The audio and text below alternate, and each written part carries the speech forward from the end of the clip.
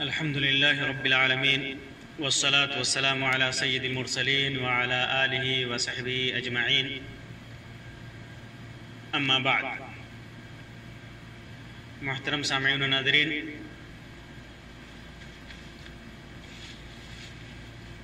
قربانی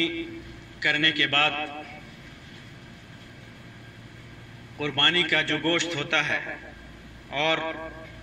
قربانی کا جو چمڑا ہوتا ہے اس سے متعلق چند احکام اور مسائل میں مختصراً آپ کے سامنے رکھنا چاہتا ہوں. قربانی کا گوشت جو قربانی کے بعد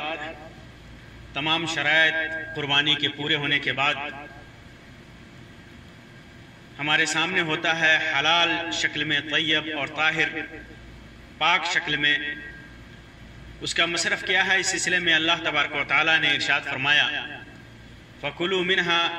وَأَطْعِمُوا الْبَائِسَ الْفَقِيرَ، اس میں سے کھاؤ اور بھوکے فقیر کو بھی کھلاؤ. اور ایک دوسری جگہ اللہ تبارک و تعالیٰ ارشاد فرماتا ہے فَكُلُوا مِنْهَا وَأَطْعِمُوا الْقَانِعَ وَالْمُعْتَرَّ، اسے خود بھی کھاؤ اور مسکین سوال سے رکنے والوں، یعنی جو گھوم گھوم کر کے نہیں مانگتے، انہیں جو شرم کی وجہ سے، لاج کی وجہ سے وہ مسکین ہیں، غریب ہیں لیکن وہ مانگتے نہیں، ان کو بھی دو اور سوال کرنے والوں کو بھی کھلاؤ، اور جو مانگنے آتے ہیں ان کو بھی کھلاؤ. اور اللہ کے رسول صلی اللہ علیہ وسلم نے ارشاد فرمایا، جیسا کہ صحیح مسلم کی روایت ہے، کُلُوا وَادَّخِرُوا وَتَصَدَّقُوا، کھاؤ، ذخیرہ بھی کرو اور صدقہ کرو. اسی طرح بخاری کی روایت میں ہے کُلُوا وَأَطْعِمُوا وَادَّخِرُوا، کھاؤ، کھلاؤ اور ذخیرہ کرو. تین مصرف اللہ تبارک و تعالیٰ اور اس کے رسول صلی اللہ علیہ وسلم نے ہمارے سامنے قربانی کے گوشت کے تین مصارف بیان کیے. کھانا ہے، اسے کھانا ہے، جتنا آدمی کھا سکتا ہے کھائے، آل و اولاد کو کھلائے، گھر کے افراد کو کھلائے، اور صدقہ و خیرات کرے. مساکین اور دونوں طرح کے مساکین کا خیال رکھے، چاہے وہ پڑوس میں ہوں یا غیر پڑوس میں ہوں، قریب ہوں، دور ہوں. اگر وہ آپ کے یہاں مانگنے آتے ہیں ان کو بھی کھلاؤ، اور جو نہیں مانگتے ہیں ان کو بھی جا کر کے دو، ان کو بھی کھلاؤ. اور ایک علماء کرام نے ان نصوص کی بنیاد پر قربانی کے گوشت کے 3 حصے کرنے کے مستحب ہونے پر استدلال کیا ہے کہ 3 حصہ کیا جائے گا، کھانے کے لیے 1 حصہ، لوگوں کو کھلانے کے لیے 1 حصہ، اور صدقہ و خیرات کرنے کے لیے 1 حصہ. لیکن ظاہر سی بات ہے کہ ان نصوص میں تعین نہیں ہے، 3 چیزوں کی تعین نہیں ہے. کھانا ہے، کھلانا ہے، صدقہ و خیرات کرنا ہے. 3 حصوں میں برابر تقسیم کرنا ضروری نہیں ہے. بہت سارے لوگ تکلف کرتے ہیں، بلکہ بعض جگہوں پہ کمیٹیاں بنی ہوئی ہیں جو لوگوں کے گوشت کو جا کر کے 3 حصوں میں تقسیم کرتے ہیں، اور انجمن میں کے نام پر 3 حصوں میں سے 1 حصہ لے کر کے چلے جاتے ہیں.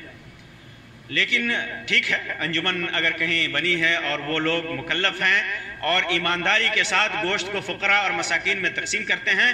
تو کوئی حرج نہیں، اور ایک مستحب عمل ہے اور اچھی بات ہے کہ اس انجمن میں آدمی اپنا گوشت دے اور وہاں سے غریبوں تک پہنچ جائے، کیونکہ بہت سارے لوگوں کے پاس تقسیم کرنے میں پریشانی ہوتی ہے. اور ہم نے دیکھا ہے کہ تقسیم کرنا یا تو معلوم نہیں ہوتا ہے کہ مسکین کون ہے، بہت سارے لوگ آتے نہیں ہیں مانگنے،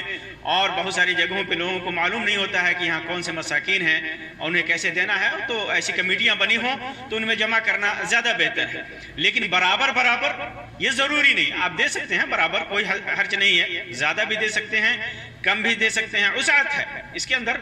کھانا ہے، کھلانا ہے، دوست و احباب کو، فقراء اور مساکین کو دینا ہے، بچ جائے تو اس کو جمع بھی کیا جا سکتا ہے، جمع کر کے بھی کھایا جا سکتا ہے. اس لیے اس اطلاق کو اپنی جگہ پر برقرار رکھنا چاہیے، تقسیم کا پابند نہیں بنانا چاہیے. اسی طرح ایک مسئلہ ہوتا ہے کہ کیا قربانی کا گوشت غیر مسلم کو دیا جا سکتا ہے؟ غیر مسلم پڑوسی ہیں. امام ابن قدامہ فرماتے ہیں کہ قربانی کے گوشت میں کسی کافر کو کھلانا جائز ہے. امام ابو ثور اصحاب الرائے کا یہی قول ہے، امام مالک اور لیث نے اسے مکروہ جانا ہے، بعض علماء نے مکروہ جانا ہے، لیکن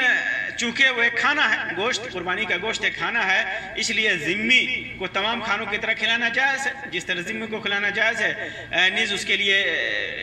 بھی یہ کہ ایک نفلی صدقہ ہے، اس لیے تمام نفلی صدقوں کی طرح لوگوں کو کھلانا جائز ہے، کافروں کو۔ البتہ جو واجبی زکوٰۃ ہوتا ہے، جو واجب ہے زکوٰۃ، اس کو دینے میں حرج ہے، اس کو نہیں دینا چاہیے۔ اسی طرح دائمی کمیٹی برائے فتویٰ سعودی عرب نے اور دیگر علماء نے بھی اس پر فتویٰ دیا ہے کہ کافر کو دینا، اگر پڑوسی ہے، دوستی ہے، ان کو کھلانا یا ان کو گوشت دینا جائز ہے، لیکن ایک خیال ہے بہت ساری جگہوں پہ یہ مسئلہ سامنے آتا ہے کہ اس گوشت کا استعمال بعض لوگ، چاہے وہ مسلمان ہوں یا غیر مسلم ہوں، حرام چیز میں استعمال کرتے ہیں، شراب کے چکھنے کے طور پہ استعمال کرتے ہیں۔ ہم نے دیکھا ہے کہ بہت سارے لوگ قربانی کے گوشت کو لے جا کر کے بھٹیوں میں جا کر کے اسے شراب پیتے وقت استعمال کرتے ہیں۔ تو اگر آپ کو علم ہے کہ ایسے لوگ اس کا ایسا استعمال کرتے ہیں تو انہیں نہیں دینا چاہیے، انہیں نصیحت کرنی چاہیے، اور البتہ انہیں اگر وہ بھوکے ہیں، مجبور ہیں، معلوم ہے کہ وہ مجبور ہیں، تو انہیں اپنے ہاتھوں سے پکا کر کے اپنے پاس کھلا دیں، یہ زیادہ بہتر ہے، اور ان کو نہ دیا جائے تاکہ ایسا نہ ہو کہ وہ لے جا کر کے بھٹیوں میں اور شراب خانوں میں اس کا استعمال کریں۔ اسی طرح مسئلہ ہوتا ہے قربانی کے چمڑے کا۔ قربانی کا چمڑا اس کا بیچنا جائز نہیں ہے، دو صورت ہے اس کے جواز کی، دو صورت ہے اس کے استعمال کی۔ اس کو استعمال میں لانا چاہیے آدمی کو، جیسے عرب وغیرہ میں اور اپنے ملکوں میں پہلے اسے کچھ دوائیں اور کیمیکل لگا کر کے اور کچھ چیزیں بنائی جاتی ہیں، اس کا استعمال کر سکتا ہے آدمی، بنا کر کے مشکیزہ وغیرہ بنایا جاتا تھا، اسے خود استعمال کر سکتے ہیں کوئی چیز بنا کر کے اس سے، یا یہ کہ آدمی صدقہ کر دے، چمڑے کو صدقہ کر دے۔ اور آج کل تو مدارس میں، چھوٹے مدارس میں، بڑے مدارس میں اس کا انتظام ہوتا ہے، لوگ اس کو اکٹھا کرتے ہیں اور بیچ کر کے غریب اور نادار طلبہ کے لیے کے کھانوں کے لیے، ان کے پڑھائی کے لیے، یا بعض جگہوں پہ انجمن کے ذریعے یا کمیٹیوں کے ذریعے اس کو اکٹھا کر کے اور اس کو بیچ کر کے اور پیسے کو غریب فقراء اور مساکین میں اس کو لوگ صدقہ کرتے ہیں۔ تو ایسا ہو سکتا ہے جیسا کہ مسند احمد کی روایت ہے، اس کے مطابق کیا جا سکتا ہے۔ ابو ہریرہ رضی اللہ تعالیٰ عنہ سے مروی ہے کہ اللہ کے رسول صلی اللہ علیہ وسلم نے فرمایا، من باع جلد اضحیتہ فلا اضحیۃ لہ۔ امام حاکم نے، امام بہقی نے اور امام منذری وغیرہ نے اس کو روایت کیا ہے، البانی نے اس کو صحیح حسن قرار دیا ہے صحیح الجامع کے اندر، کہ جس نے اپنی قربانی کا چمڑا بیچ دیا اس کی قربانی نہیں ہوگی۔ ہاں، البتہ اگر اسے خود بیچ کر، مان لیجئے کہ بیچنے کی کوئی صورت یا کسی کو دینے کی کوئی صورت نہیں پیدا ہوتی ہے، تو آدمی اسے خود بیچ کر کے اس کی قیمت فقراء اور مساکین پر تقسیم کر دے، تو علماء نے اس کی رخصت دی ہے، لیکن بیچ کر کے اس کا پیسہ خود استعمال کریں یہ جائز نہیں ہے۔ اسی طرح ذبح کرتے وقت قصائی، جو جزار ہوتا ہے، قصائی ہوتا ہے، اس کی اجرت کے سلسلے میں قربانی کے گوشت سے دیا جا سکتا ہے یا چمڑا دیا جا سکتا ہے، تو یہ جائز نہیں ہے قصائی کی اجرت قربانی کے گوشت سے یا اس کے کسی بھی حصے سے دینا جائز نہیں ہے، جیسا کہ علی رضی اللہ تعالیٰ عنہ کی روایت میں ہے کہ رسول اللہ صلی اللہ علیہ وسلم نے انہیں ایک اونٹ کی قربانی کر کے اس کے گوشت وغیرہ کو صدقہ کرنے کا حکم دیا، اور یہ بھی حکم دیا کہ اس میں سے قصائی کو بطور اجرت کچھ نہ دیا جائے۔ امام بخاری نے اس کو صحیح کے اندر روایت کیا ہے۔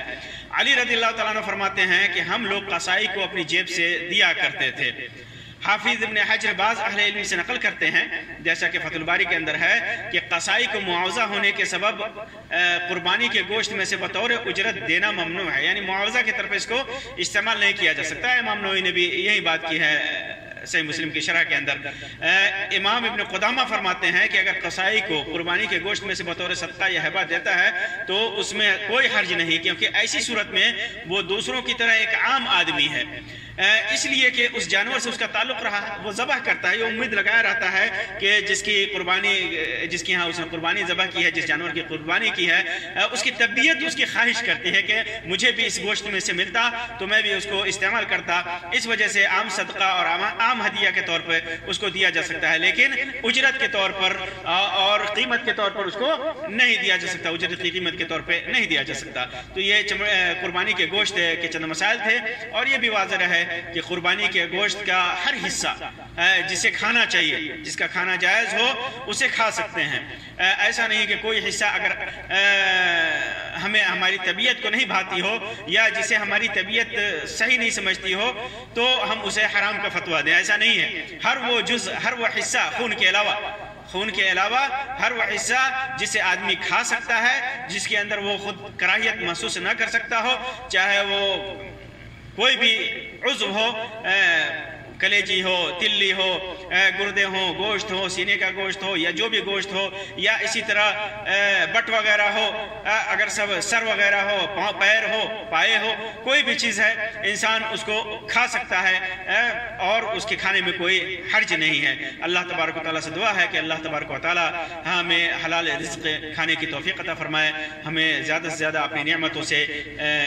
مالا مال فرمائے، اور اللہ تبارک و تعالیٰ ہمارے نیک اعمال کو قبول فرمائے۔ آمین رب العالمین، وآخر دعوانا ان الحمدللہ رب العالمین، وصلی اللہ علی خیر خلقہ وسلم، والسلام علیکم ورحمۃ اللہ وبرکاتہ۔